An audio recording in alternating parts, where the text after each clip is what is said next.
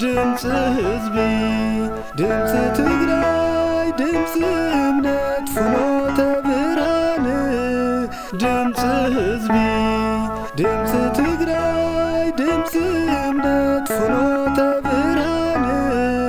ድምፂ ውፅዕ ፍኖተ ብርሃን ድምፂ ሓቂ ፍኖተ ብርሃን ድምፂ ውፅዕ ፍኖተ ብርሃን ድምፂ ሓቂ ፍኖተ ብርሃን ድምፂ ህዝቢ ድምፂ ትግራይ ድምፂ እምነት ፍኖተ ብርሃን ድምፂ ህዝቢ ድምፂ ትግራይ ድምፂ እምነት ፍኖተ ብርሃን ድምፂ ውፅዕ ፍኖተ ብርሃን ድምፂ ሓቂ ፍኖተ ብርሃን ድምፂ ውፅዕ ፍኖተ ብርሃን ድምፂ ሓቂ ፍኖተ ብርሃን በስመ አብ ወወልድ ወመንፈስ ቅዱስ አሐዱ አምላክ አሜን። ብፁዕ አቡነ አቡነ ጴጥሮስ አባል ቅዱስ ሲኖዶስ ኦርቶዶክስ ተዋሕዶ ቤተ ክርስቲያን ትግራይ ሊቀ ጳጳስ ዘዋ ሰሜን ምዕራብ ሽረ እንዳስላሴ ሀገረ ስብከት፣ ብፁዕ አቡነ አቡነ ሰላማ አባል ቅዱስ ሲኖዶስ ኦርቶዶክስ ተዋሕዶ ቤተ ክርስቲያን ትግራይ ሊቀ ጳጳስ አውስትራሊያ ኒውዚላንድ ናይ መንበረ ሰላማ ናይ ስብከተ ወንጌል ሐዋርያዊ ተልእኮ መምርሒ ላዕለዋይ ሓላፊ ክቡር ሓውና መልአከ ምሕረት ሓጎስ ገብረ መድህን ናይ መንበረ ሰላማ ኦርቶዶክስ ተዋሕዶ ቤተ ክርስቲያን ትግራይ ምክትል ዋና ስራሕ መካየዲ ክቡር ሓውና አቶ አለምሸት አስመላሽ ናይ ላዕላይ ጸለምቲ ወረዳ ምክትል ዋና መሓዳሪ ዝኸበርኩም ናይ ላዕላይ ጸለምቲ ወረዳ ናይ ምምሕዳር አባላትን ናይቶም ተደረቕቲ ኮሚቴ አባላትን ብሽም እግዚአብሔር ድሓንዶ ጸኒሕኻትኩም ድሓን ሓዲራትኩም ሞዝሎም ዓንተ ብዚ ተኣኻኺብናያ ዘለና ብፁዓን ኣቦታትና እውን ኣብዚ ምሳና መፅኦም ኣብ ላዕላይ ጸለምቲ ተኸሲቱ ዘሎ ላዕላይ ጸለምቲ ወረዳ ተኸሲቱ ዘሎ ድርቂ ንዕኡ ሓገዝ ንምግባር ብፁዕ ኣቦና አቡነ ሰላማ ባዕሎም ጸኒሖም ከብርህዎ እዮም። ታብ ገበርቲ ሰናይ ዝተረኸበ ሓገዝ ንሕና እውን ሓገዝ ክገብሩልና ሓቲትናዮም። ብፁዕ ኣቦና ሓቲቶሞም እዮም ኣብዚ መፅኦም ዘለዉ ምስ ብፁዕ ኣቦና ኮይኖም ክልቲኦም እሞ ዘለናዮ ቦታ ኣብ ተከዘ ላዕላይ ተከዘ ናብ ታብ ዓዲ ጎብሪ ናብ እንባ ማድረ ዘስግር ተከዘ ኢና ዝኔና ናብቲ ቦታ ምናልባት ክንበፅሕ ምስ ዘሎ ኩነታት ክንበፅሕ ስለ ዘይንኽእል ኣብዚ በፂሕና ነቶም ናይቲ ወረዳ ምምሕዳርን ናይቲ ናይ ድርቂ ኮሚቴ አባላትን ኢና ኣብዚ ብሓባር ኮይና ዘለና እሞ ታብዚ ብምቕፃል ብፁዕ ኣቦና አቡነ ጴጥሮስ ኣብዚ ንምንታይ ከም ዝመፃና ነቶም ተደሪቖም ዘለዉ ወገናትና እውን ዘጽናዕንዕ ቃላት ክህቡ እንደገና ድማ ካሊእ ዘለዎ ወገና እውን ነዚ ስዒቡ ድማ ነቶም ኣሕዋትና ብሚድያታት ብዙሕ ኣይተጋባሓሎም ናይ ተቃልሐና ሃቶም ፀገም ናብቲ ቦታ ንምእታው እውን ከምዘይሕና እኳ ተፀጊምና ዝኔና ፀገም እሞ ኣብ ዓለም ዘለዉ ኣሕዋትና እውን ሓገዝ ክገብርሎም ሓሳብ ክህቡ ብኣኽብሮት خبركم ኣብ ውሽጥን ኣብ ደገን ዘለኹም ተጋሩ ፈተውቲ ተጋሩ ሁሉኹም ከምቲ ዓንቶ ንብርዕ ዝበልዎ ኣብዚ ተረኺብናሉ ዘለና ጉዳይ ብዛዕባ ናይ ላዕላይ ጸለምቲ ድርቂ ብጣዕሚ ኣሕሲውና ብጣዕሚ እውን ሕሚሙና ፀኒሑ ነይሩ እዩ። ምክንያቱ ሎሚ ኩሉ ዝርዳእ እምበ ዝረድእ ሓይሊ ብዙሕ ስለ ዘይብልና እንታይኦም ክኾኑ ኢልና እናተጨነቕና ኢና ነርና። ትግራይ ኣብ ፀገም ወዲቓ ስለ ዘላ ኩሉ ተረዳኢ ኮይኑ ዘሎ ሎሚ ኩሉ ተሓጋዛኢ ኮይኑ ዘሎ ሎሚ እና ዝኾነ ኮይኑ ግን ያው እቲ ላዕላይ ጸለምቲ ወይ ጸለምቲ ኣብ ዓብዪ ሓደጋ ናይ ድርቂ ሓደጋ ምስ ወደቐ በብዙሕ ሚድያታት ተቃሊሕ እዩ ፍላይ ደሞ መንፈሳዊ ሚድያታትና ናተቃልሐ እውን ፀኒሑ እዩ ምናልባት እውን ኣብ ሽረ ኣብቲ ከተማ ኣብቲ ክረምቲ ውሽጢ ማይ ዝውሓጦም ተፈናቀልቲ ተመዛበልቲ ነይሮም እዮም ንዕኡ ክንርኢ ንዓኣቶም ክንርኢ ክንጉብኒ ዝኸድናሉ ሰዓት ሽዑ እውን ሓደራ ናብ ዓለም ኣቃሊሕና ነርና ኢና ህዝብና ናይ ጸለምቲ ኣብ ርእሲ ችግሩ ካልእ ችግር ናይ ድርቂ ኣጋጢምዎ ችግር በፂሕዎ ኣሎ እሞ ናይ ዓለም ህዝቢ ክበፅሓሉ ይግባእ ናይ ህይወት ኣድሕን ስለ ዝኾነ ህይወት ከነድሕን ኣለና ዘለኩም ሰባት ኣብዚ ዓብዪ ስራሕ ክሰርሑ ኣለኩም ኢልና ኣቃሊሕና ነርና ኢና ሕዚ ምናልባት ብዙሕ እርዳታ እውን ክሳብ ሕዚ ዘይክረኽቡ ይኽእሉ ግን ብፁዕ ኣቡነ ሰላማ ድማ ኣገዲስዎም ካብቲ ካብ ደቆም ካብ ኣውስትራልያ ይኹን ካብ ካልኦት ኣውሮፓን ኣሜሪካን ዘለው ደቆም ዝሰድሎም ንፅጉማት ኢሎም ዝሰድሎም ምናልባት እንተሃሊኩም ኢልና ሓቲትናዮም እምበኣር ንእሽተይ ደቀይ ሰደዱለይ ኣሎ እሞ ካብኣቶም ክረድእ ንእሽተይ ክሕግዝ ኢሎም እዮም ተስፋ ሂቦምና እምበኣር ከምኡ እንድሕር ኮይኑስ ዋላ ኣብቲ ቦትኡ እኳ ይንብፃሕ እምበር ኣማዕዲና እናረኣናዮ ነቲ ቦታ በረኸት እውን እንተኾነ ኮይና እናባረኽና ነቲ ቦታ ኣማዕዲና እናረኣናዮ ኣብቲ ጥቕኡ ኮይና ብፁዕ ኣቦና እውን ዝሓዝዎ ኣብኡ ከወፊኡ ክረድኡ ኢልና ኢና ብፁዕ ኣቡነ ሰላማ ሒዝናዮ መፂና እኒሄና ብፁዕ ኣቡነ ሰላማ እውን ጥራሕ ነዚ ኮነ እናረድኡ ፀኒሖም ኣብ መላእ ትግራይ ደቆም ብዝሰደድሎም ርድኡ ኢሎም ዝሰበኽዎም ደቆም ሓግዙ ኢሎም ዘምሃርዎም ደቆም ካብኡ ካብ ዝሰድሎም እናረድኡ ፀኒሖም እዮም እስካዕ ሸራሮ እውን ከይድና ኢና ኣብኡ እንተረድኡ ሰባት ኣለዉ እዮም ኣብ ካልኦት ቦታ እውን ከምኡ እናረድኡ ፀኒሖም እዮም እዚ እውን ካብቲ ዝረድእዎ ዝነበሩ ካብቲ ዝሕግዝዎ ዝነበሩ ኣካል እዩ እውን ስለዚ ብጣዕሚ ኣዝና ነመስግን ብፁዕ ኣቦና ኣቡነ ሰላማ ብሽም ሃገረ ስብከተይ ሰራሕተኛታትን ብስም ሰሜናዊ ምዕራብ ሃገረ ስብከት መላእ ህዝቢ ምስጋናይ ይብፅሓዮም ይብል ብጣዕሚ የመስግን ንወደፊት እውን እንተሃልዩ መቸም ናይ ቅድሚያ ዝውሃብ ነገር ስለ ዘሎ እንተሃልይዎም ብፁዕ ኣቡነ ሰላማ እንተሃልይዎም ፅቡቅ ዘይሃልይዎ እውን በቲ ሚድኦም ገይሮም ከቃልሑልና እውን ሓደራ ንብል ገና እቲ ፀገም ክሳዕ ዘይተወገደ ሚድያ ኣለዎም እዩ ፍኖተ ብርሃን ሚድያ ዝበሃል እሞ ብኡ ብዛዕባ ጸለምቲ ላዕላይ ጸለምቲ ይኹን ታሕታይ ጸለምቲ ኣብ ችግር ዝወደቐ ብድርቂ ዝወደቐ ህዝብና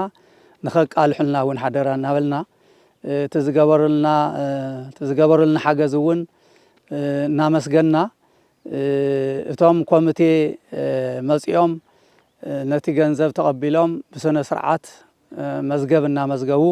ሕድሕድ ፊርማ እውን እናፈረሙ ሂቦም እቲ ደብዳቤ እቲ ወረቐት ንብፁዕ ኣቡነ ሰላማ ንኽነረክብ ንዓኻትኩም እውን አንቱም ኮሚቴ ናይ ደርቂ ኮሚቴ ዘለኹም ሓደራ ንብለኩም ስለዚ ናይ ህዝቢ ዓለም ነዚ ሚድያታት ትሰምዑ ዘለኹም ህዝብና እውን ብሓቂ እንድሕር ሃሊኩምስ ህዝቢ እንተተድሕንሉ ፅቡቅ እዩ እንተኾነ ዘለዎ ጥራሕ ኣይኮነን ዝህብ ዘይብሉ እውን ይህብ እዩ ካብታ ዘላቶ መቒሉ ይህብ ኢና ህዝቢ ይመውት እዩ ዘሎ ብጣዕሚ ኣብ ዓብዪ ፀገም ወዲቑ ዘሎ እቲ ህዝቢ ሎሚ እንተዘየድሒናዮ ፅባሕ ህዝብና ክንብሎ ይንኽእልን ኢና ስለዚ ከነድሕና ይግባእ ሓደራ ክብለኩም ይግባአኒ ስለ ዘዳመፅኩምኒ እግዚኣብሔር ይሃበለይ ብፁዕ ኣቡነ ሰላማ እውን ናይ ኣገልግሎቶም ዘመን ባሪኹ ነቶም ዝረድእዎም ዝነበሩ እውን ናይ ምስጋና ዕድመ ሂቡ ምስኣኻትኩም ምስኦም ሰብኦም ተራኺቦም ዘመስግንሉ ጊዜ እውን ንዓኣቶም እውን ዘመስግንሉ ጊዜ ይሃቦም ዝራኸበሉ ጊዜ እውን ይሃበና ንኹላህና ክንመሰጋገን ስለዚ ክብርን ምስጋናን ንብፁዕ ኣቡነ ሰላማ ይብፅሓዮም ንብል እግዚኣብሔር ይሃበለይ ስለ ዘዳመፅኩምኒ ክብሪ ይስማዓኒ እግዚኣብሔር ይሃበለይ ኣባል ቅዱስ ሲኖዶስ ኦርቶዶክስ ተዋህዶ ቤተ ክርስቲያን ትግራይን ናይ ሰሜን ምዕራብ ሽረ እንዳስላሴ ሃገረ ስብከት ሊቀ ጳጳስ ክቡር አቦና ንቡረእድ ተስፋይ ናይ ሃገረ ስብከትና ዋና መካየዲ ስራሕ ክቡር ሓውና መልአከ ምሕረት ሓጎስ ናይ መንበረ ፓትርያርክና ላዕለዋይ ቤተ ክህነት ኦርቶዶክስ ተዋህዶ ቤተ ክርስቲያን ትግራይ ምክትል ዋና መካየዲ ስራሕ ኣብዚ ዝተረኸብኩም ናይቲ ኣብ ሽግር ዘሎ ክልተ ዓይነት ሽግር በፂሕዎ ዘሎ ህዝብና ምክትል መካየዲ ስራሕ ተባሂል ካለካ ይመስለኒ አቶ ኢተ አለምሸት ስመላሽ ምስቶም ምሳኻ ዝመፁ መሓዙትካ ናይ ሚድያ ሰባት ከምኡ እውን ሒዝኩምና ዝመፀኹም ገናሕቲ መኪና ልዕሊ ኩሉን ቅድሚ ኩሉን ናይ ግዜ እዚኣ ሂቡናስ ብብፁዕ አቦና መራሕነት ኣብዚ ቦታ እዚ ተረኺብና እሞ ነቶም ንፈትዎም ኣካልና ዝኾኑ ወገናትና ምንም እኳ ክንሪኦም እንተዘይከኣልና ምንም እንኳ ኣብቲ ቦታ ምርካብ እንተዘይከኣልና ብሕሊናና ብእምነትና ብኩሉ መዳይ መንፈስና ምስኣቶም ከም ዘለዎ ኢና ንሪኦ ስለዚ እቲ ኣብ ድርቂ ወዲቑ ተባሃለ ኣብ ላዕላይ ፀለምቲ ዘለው ወረዳታትና እውን ከምዚዩ ንዓቶም ታብ ደቅና ታብ ኣቦታትና ዝተለኣኸ ንክንህብ ኣብዚ ብምርካብና ናይ እግዚኣብሔር ሓይሊ እዩ እሞ ንእግዚኣብሔር ኢና ቀዲምና ነመስግኖ ዝግበአና ንዕኡ ክብሪ ምስጋና ይብፃሕ ኣቦና እውን ሃገረ ስብከቶም እዩ ከም ዝበልዎ ናብዚ ቆላማ ቦታ ናይቲ ህዝቢ ጓሳይ ከም ምዃኖም መጠን ምስ መካየዲ ስርሖም ብምዃን ክሳብዚ መፅኦም እቲ ምስጋናን ፀሎትን እቲ መበራታትዕን ንኩሎም በዚ ሚድያታት ብድምፂ ወያነ እኒሀ ይመስለኒ ካልኦት እውን ናይ ግሊ ሚድያታት እኒአው እሞ ብኡ ንህዝብና መፀዋዕታ ንምሕላፍ እቲ ዘለዎም ሓላፍነትን ክዋፅኡ መስዋዕቲ ምኽፋል ማለት እዩ ፀሓይ ቦታ እሞ ኣቦና እውን ቀፂሉ ትሕቲ ኣምላኽ ምስጋና በቶም ዝሕግዝ ዘለዉ ወፃእን ውስጥን ኮይኖም ዝሪእዎም ከምኡ ከዓ ድሞ በቶም ሕይ ንእሽተይ ኣብዚ እቶ ዘይበሃል እርዳታ ዝበፅሖም ደቆም ኣነ እውን ትሕቲ ኢለ ምስጋናይ ከቕርበሎም ፈቱ መዋኢለ ዘመኖም ኩሉ ክሰፍሕ ትምኒተ እዩ ለማዓንቲ ሓፂር ፕሮግራም እኒሀና ማለት ከምቲ ኣቦና ዝገለፅዎ ከምቲ ክቡር ንቡረእድ ዝገለፅዎ ይኮነን ኣባ ሰላማ ኣብዚ ዓዲ መፂኡ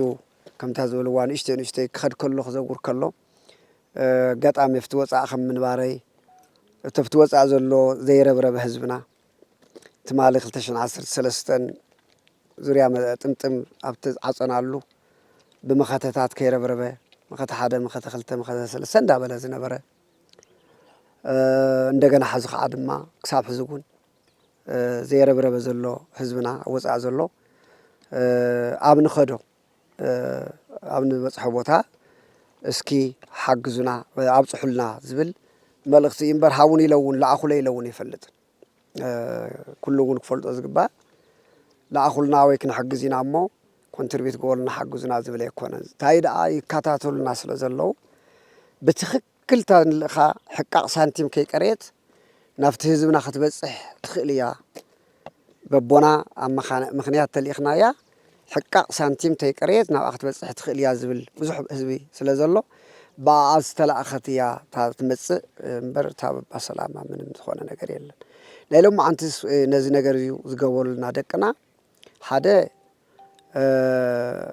ኣዚና ንፈትዎም ኩሎም ኣቦና ምስ ፈልትዎም ብዶክተር ሙሴ ሃረጋወይን ዘለዎ ኣብ ሰሜን ኣሜሪካ ኣብ ኮሎምቦስ ኦሃዮ ናይ ርእሰ ኣድባራት ቅድስት ስላሴ ቤተ ክርስቲያን ካብ መማሓደሪ ደብረ ብርሃን ታወታ ኣመሓዳሪ ጀሚሩ ኣብኡ ዘለዉ ካህናት ኣብኡ ዘሎ ምእመን ቅድሚ ሕዚ ውሊኡ ስለ ዝነበረ እዚኦም ተኣኪቦም እዮም ፓርቲኩላር ግልጽ ገይሮም እውን ናበይ ክኸድ ከም ዘለዎ ናብ ክልተ ቦታ ክኸደልና ኢሎም እዮም እንትን ኢሎሞ تتلاخ تقلالا 1,764,900 قرشي أتاو خوين زلو تابو تحدى قلا تنبين زبصح تفلطوا إخم جن قلا تنبين تنعسه أب سنة أفتنا هنا سلامة وزخوان محدرة وش تسلا زلو ناو مرادن موصعن منم عين شجر سلزي قاتم زلو اتتقاو حون كم تبص أبونا زولو أو بزح ميدياتاتن بزحون ناي مخيات عدل زرخة بس لازلو أنا يتقرأ ميدياتات كري يخلون እግዚአብሔር ይመስገን ትርዳታ ፍሎ ይገብረሎ ይቀጽለሎ ዝብል እምነት አሎ አንም ንባዓለይ አው ቀን ስለዝነበርኩ አው ነርና ሪና ያመጽና ተዋና ሽግር ዝኾነ ሽዑም ኩንት ማለት ሰማዕናየ ግን አቦና ከም ዝበልዎ ኣብ ጸለምቲ አፍትሒ ተጠቀሰ ቦታ ዘሎ ህዝብና ግን ክንበጽሕሎ ይካልናን ክብጽሕሎ ይካለን ከም ልብና ክንወየ ይካልናን ሎሚ ብጾቦና ውዚ ተጠውምባል أين تجبأ من نيرو لو مي أبا سلامة مساحتكم وزيت أتوم بال أين تجبأنا النيرو نجرجل مجزء أمريتنا مجزء حزبنا أب خمل بنا بزينا أطول خنيتات سلز الله كمناتي إمنت ميشم هذا سوات بوليتيكا يمسلهم إتي أو تفناق إلى وزينا برحزبنا ون كمل بنا خنوس قلنا أطول بزي فول أكسس بزلوا سلزي كده دارجاب إدس على عزوة دقمالتي كال كمل بناهر كده كالنا زيت حزن تعبي سمعني معنا ون سلزي يوم كون زخنا قوي نجن لو ما أنتي كقص اللي يرقص أي نهاية بعنا تراك يكونس بزخنا أقطع حي بزي كر خلو لكاس بزي مساقط تلو يوم خنكرينا زولو قبرت سنة كم زمصوم صبنا مكزارار وخل يوم زول أمنة لني ስለዚህ لما أنتي نابزا بوتازيا نجزيو كساجر لما أنتي نكورو ناي 1,000,000 ناي عدنا قرشي زين كمتا أنتو زولناين زين أو زي بس حي بحالان جينا أوزلو مسكور نور التزاراركم اللهم زين كمتنا هنا expectations نبره مع التحصيركم مثلني تخونيتات مع التخيخونه ون تخونيتات ون سلازقت أما تن سندات بمول أنت صحيفن سمنايتهم تتصحيفن مصعمو لما أنت أبناي نقبلو أو قبل نقبرلو بزي فرماي مصعمو ساتن حيزنا تنجنزب ركبنا صحاركم كعب مسكتكم أبصحكم أفرمكم بفيديون بصحفون أرجعكم بتلو خلنا زين تاي مالك زي متممان مفتار يكونن تبدأ جزول لهزمنا قصيلو مليونات يلقيو بليونات يلقيو سلازي تبلعوا تكون تسرق سرقس جلس النتن حتى النتن بزمول نجر ببجزيو نت وسع زلو عبيب إحنا يوم تاني جور النازل سلزي يركب نتر التاريخ ونبر يسرقي مالتهم أي مثلنا جن تنل خن جنزة كلير اللي انتزعتوا أنيرا تهزبي بتستخدم متأن الصراحة جن بس عينة وصل زلو نوعاتهم مور من تخي كسر لهم ينبر وداسي خن خرخولي لهم يكون جن زي أحزو وانتخوانا لما أنت نجبر زلنا بس أبونا زركوهم هذا 1,000,000 جنزب بسمت عبي تكسيان زولكم كولومبوس وهايو رسا أدبارات دبر برهان قدس السلاسي بيتكسيان أزول الكوميونيتي بعد دكتور موسى زلوا واي زاخو كوميونيتي أيا تحدى جنزب كم زولكم نتسلم تسخدوا لمن قد بس أبونا تناجرنا بناون بزعرب ساتمون بزولوا مالتيو كل يوم نزرارب ندجنا ترفت دمو ناب قلة تنبين تراويلنا تناجرنا لنا ناب آخر كدينا نوصل زلنا جن حاضر أزولون تعيو نتوزع أخونا أخذكم كن كسروا لي ناسيو كسبتناي ولا أنتزي أتنا تخونا أنتو قرب سماعون نجاراتهم سلا زلوا دات صنعة دات نجاجر ملكتهم دات نجاجر كا أتيناون نريء له من قدي نالبات تفتيرولنا توزع أزول حزبنا قصلي زبل بعلمنا ملء من السلزلني تحوي جميرة أنا ون توانا يبلنا تأكبنا يجن سبحانكو زيزر إخ عدمه وين بس أبونا نبقت ثانا أبونا نحجر سكت ويك عدم أبونا با سلام خلي خلي ويك عد بزخونة منيس ببعلتهم كموسي خلي يوم زل من السلزلني أنا ون كم با سلامة كنت أقول لنا كم تعين الزبل رداتهون أو كرب حزنا خن بس نخلينا تسفى لنا نزي أخذ كور الناجن كلير زخونة سنداتكم استعاقلكم بكل مدى ورقة رايك يكونه سمومن ፈርሞምን بفيديو استعجبه بفوتوغراف استعجبه قال محتت زلوه فيرلي استوهب خوينو تليكم لنا نعبيتنا ملكت كخوننا اي زبلي مو كبرتي هابلي عاوز ترخوكم دقيقه مسكانو بمولو متت طبيلن كوسدو وزغبا صوبنا خمسكن ومزغبا نتا قدام دبرم يا نبع الدكتور موسى زلو ويو سخاتكم ون تهزبكم كمسكن مزغبا نوع ايو سلازي تنصقريا 700 4 شحن 9 متر كعا كم زلوا عم تزولكم نفتن تبع ابوتا وسيدنا نعدلنا خوف اللي زقصل كعا ترخ ندمو مصينا خنعدلنا مخورتي هاب اللي زي زل ملختنا زيابير قبر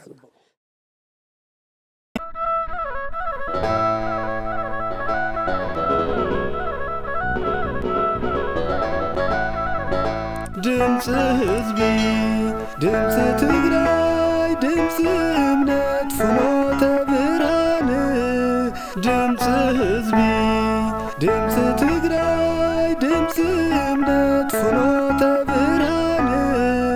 ድምጽ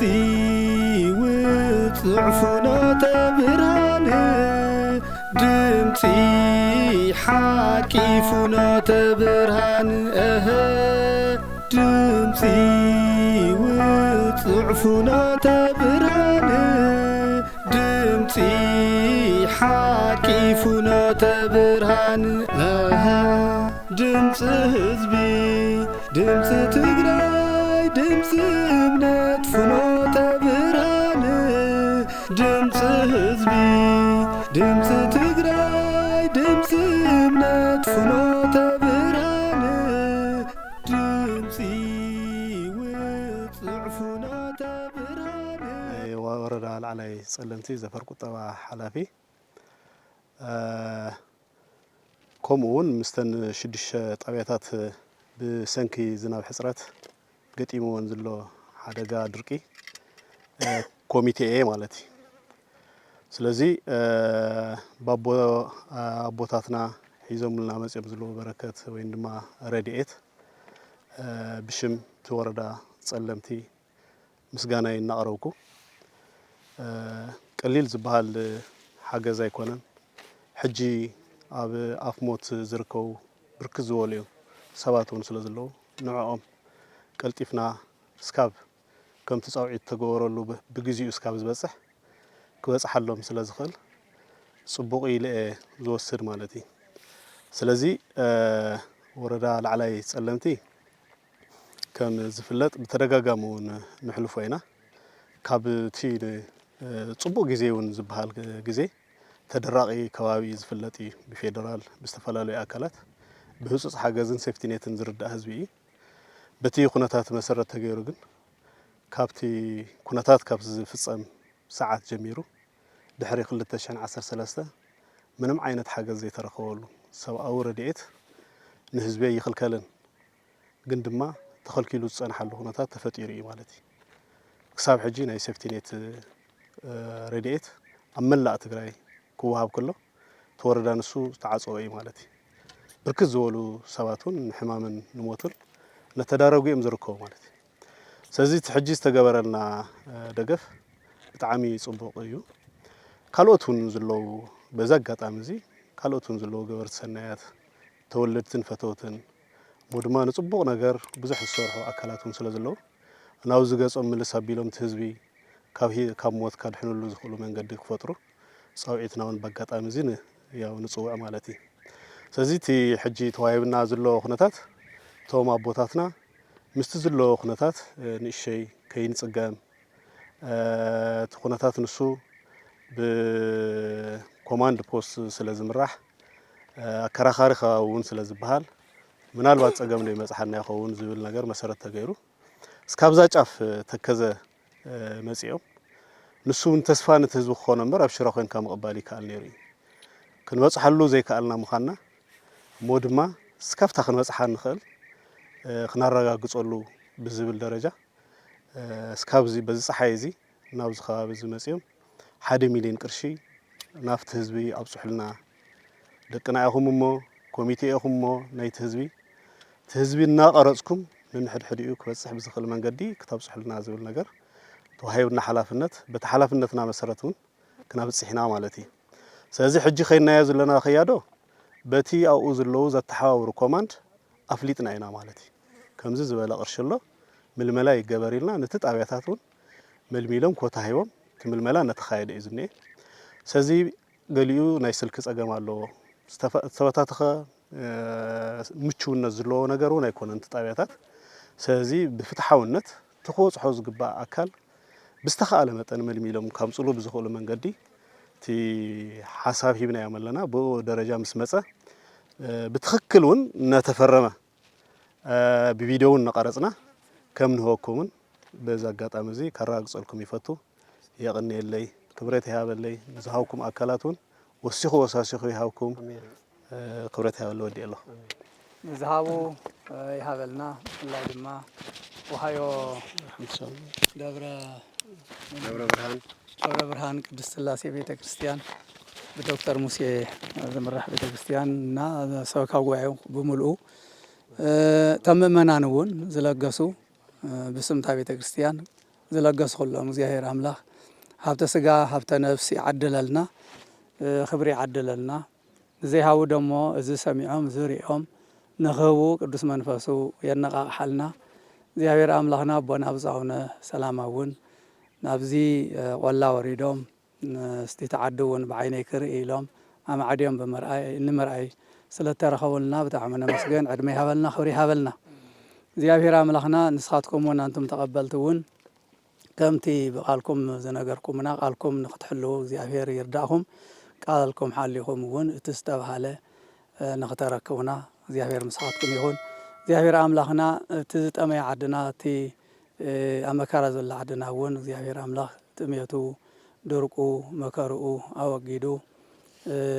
ናይ ሰላምን ናይ በረከትን ዘመን ንኾነልና ናይ ቅዱስ እግዚአብሔር ፈቃድ ይኹነልና ሰላም ከምቲ ዘውዓለና ተረፈ መዓልቲ ባሪኹ ቀዲሱ በሰላም ይሕደረና በሰላም ይራኸበና አምላክና ዘመነ ሰላም ዘመነ ምሕረት ዘመነ በረከት ዘመነ ሓድነት ይግበረልና ፈጣሪና አቡነ ዘበሰማያት ንበል አቡነ ዘበሰማያት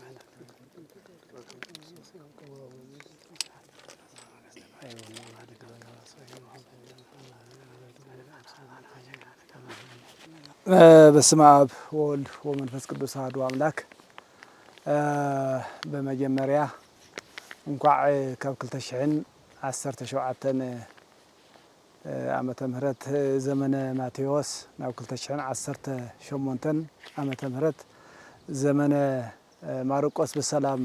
አሸጋገረና አሸጋገረኩም ክብል ፈቱ በመቀጠል ያው ስመይ መልአከ ምህረት ሓጎስ ገብረ መድህን ይባሃል ሰርሒ ከዓ ናይ ቤት ጽሕፈት መንበረ ሰላማ ኦርቶዶክስ ተዋህዶ ቤተክርስቲያን ትግራይ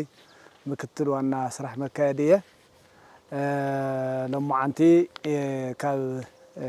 ኣክሱም ተበጊስና ናብ ዞባ ሰሜን ምዕራብ ሽረ ሃገረ ስብከት ናብ ተከዘ ብዓዲ እንዳባጉና ቢልና ያው ናብ ተከዘ ኢና ወሪድና ውዒልና ኢና ሕዝን ምለስ ዘለና ያው ብፁዕ ኣቦና አቡነ ሰላማ ካብ ኣብ ውጭ ዘለው ደቆም ካብ ኮሎምቦስ ወሃዮ ርእሰ ኣድባራት ደብረ ብርሃን ቅድስት ሥላሴ ብዶክተር ሙሴ መልአከ ምህረት ተክለአብ ኣተሓባባርነት ኣብኡ ዝርከቡ መራሕቲ ሃይማኖት ካህናት ዲያቆናት ምእመናን ዘሰባሰብዎ ገንዘብ ያው ንብፁዕ ኣቦና ንአቡነ ሰላማ 1,769,000 ቅርሺ ልኢኸምሎም ያው በቲ ዝተለኣኸሎ መሰረት ብፁዕ ኣቦና ኣብ ዞባ ሰሜን ምዕራብ ዝርከቡ ላዕላይ ወረዳ ላዕላይ ጸለምቲ 6 ጣብያ ያው ብደርቂ ተጠቕዓ ኣለዋ ያው 1 ሚልዮን ናብኡ ዘለው ጽጉማት ክወሃብ ኣብኡ ዘለው ድርቂ ኣብኡ ክውዕል ተባሂሉ እቶም ብንበዓል ዶክተር ሙሴ መልአከ ምሕረት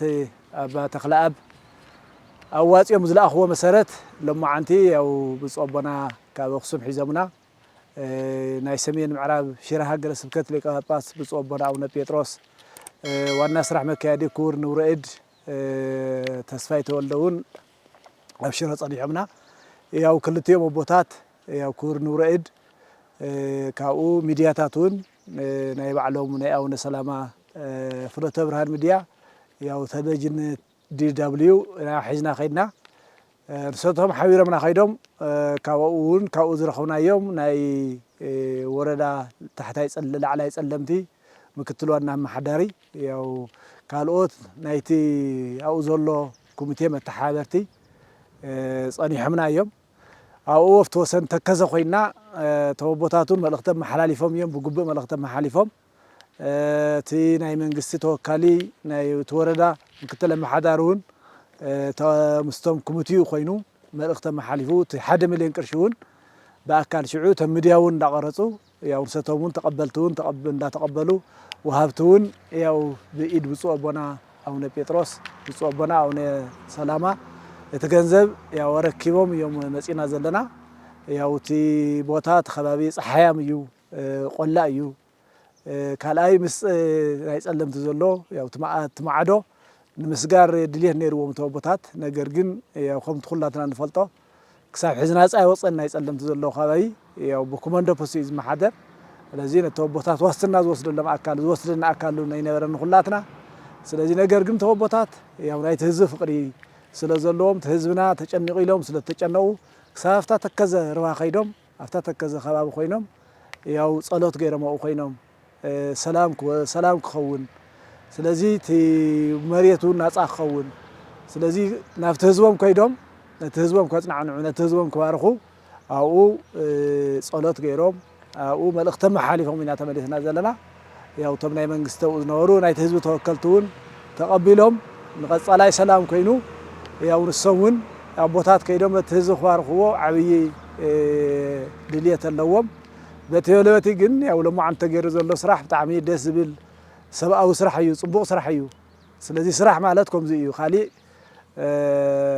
ብተግባር እዩ እዚ ኣብኡ ዘሎ ህዝቢ ድርቂ ስለ ዘጋጠመ ያው ብጥሜት ብማይ ጽም ይመውት እዩ ዘሎ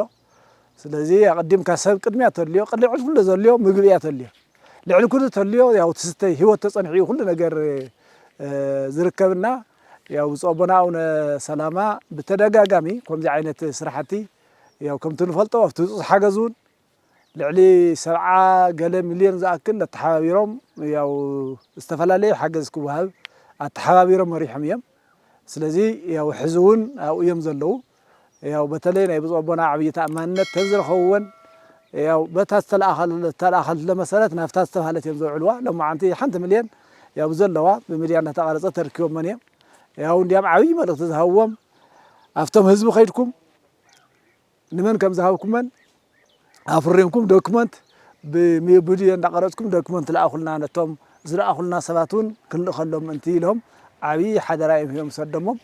ያው ክሳብ ሕዘብ መገዲ ኢና ዘለና ያው ሕዘብ መገዲ ኮይና ኢና መልእኽትና መሓልፍ ዘለና ስለዚ ኣብ ውጭ ዘለኹም ኣብ ውሽጢ ዓዲ ዘለኹም ኩለኹም ተጋሩ ያው ትሕየብ ህዝቢ ትግራይ ዘሎ ጸገም ተሓጋጊዝካ ዝስገር እዩ ሓደ ኮይንካ ዝስገር እምበር ስለዚ ጸጸጋ ሓይስካ ዝስገር ንንምንታ ኮይንካ ዝስገር ኣይኮነን ስለዚ ያው ናይ ሓድነት ምስክር እዩ 1 ሚልዮን 700,669 ሽሕ ቅርሺ ሂቦም ዘለዉ ኣሕዋትና ውጭ ኮይኖም ናይ ሓድነት ኣለም ንሕግዘኩም ኣለና ለዚ ናይ ሓድነት ምልክት እዩ እሞ ተግባር እዩ እሞ ካልኦት እውን ካብኦም ተማሂርኩም ስለዚ ኣብ ዝተፈላለየ ከባብታት ትግራይ ጸገም ኣሎ ብፍላይ እቲ ሎማዓንቲ ረዳእታ ሂቦሞ ዘኒአው ያው ከምቲ ዝፍለጥ ኣብ ኢድ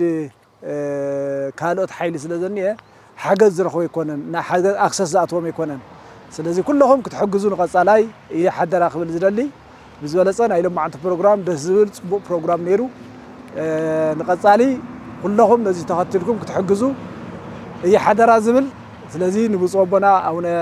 ሰላማ ከውን ብፁዕ ኣቦና ኣቡነ ጴጥሮስ ክቡር ንብረኤል ተስፋይ ሎማዓንቲ ኣብቲ ፕሮግራም ዝተረኸቡ ኣካላት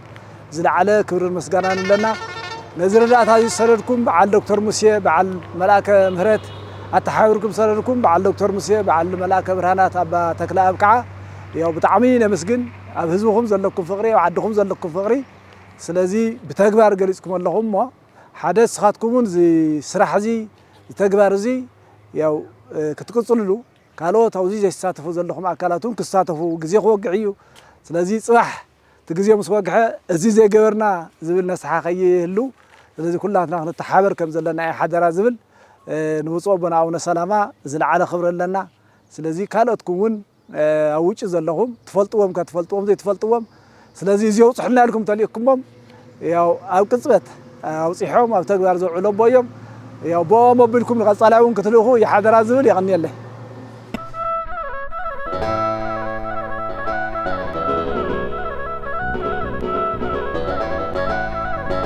ድምፂ ህዝቢ ድምፂ ትግራይ ድምፂ እምነት ፍኖተ ብርሃን ድምፂ ህዝቢ ድምፂ ትግራይ ድምፂ እምነት ፍኖተ ብርሃን ድምፂ